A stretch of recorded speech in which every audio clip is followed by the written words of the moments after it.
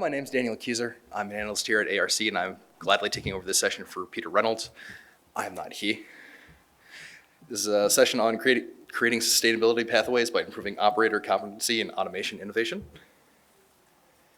Just some housekeeping real quick. I actually heard the cell phone ring already, so if you guys could do me a favor and mute or silence those cell phones. If you have any feedback, please give it to us on the ARC4 map on your phone. I believe that's VFairs for us. And then finally, actually starting to talk about this, plant-wide technology implementation and plans and changes. We're seeing massive implementation in the next 3 years of key technologies.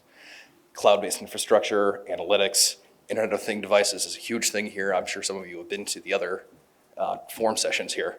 IoT is huge and exploding. Sustainability tracking and reporting is big, and 3D printing and additive manufacturing is also growing. So in the next 3 years, by 2026, 6 out of 10 manufacturers are on track to have all of these things fully implemented.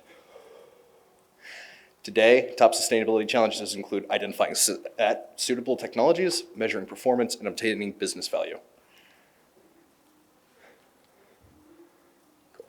So when we talk about sustainability, in the broadest terms, there's several different definitions. One that we're looking at right now is the UN Sustainable Development Goals. In operating chemical plants or oil and gas refineries, there's several key button issues here that probably are very important to this, not least of which is probably 6, clean water and sanitation, affordable and clean energy, responsible consumption and production, climate action, life below water, and life on land, just to name a few. There are other sustainability definitions out there, like from the EPA that focuses mostly on the environment.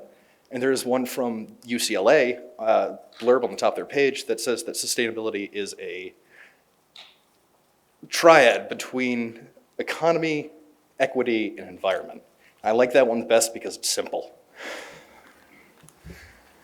So, sustainability, retooling our plants.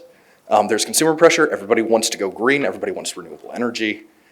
This is an important consumer demand. We have government regulation saying we need to go green, we need to go clean.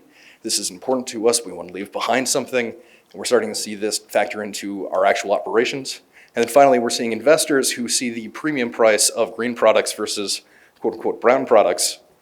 And we're seeing them create ethical investment portfolios. BlackRock's probably the most notable among them.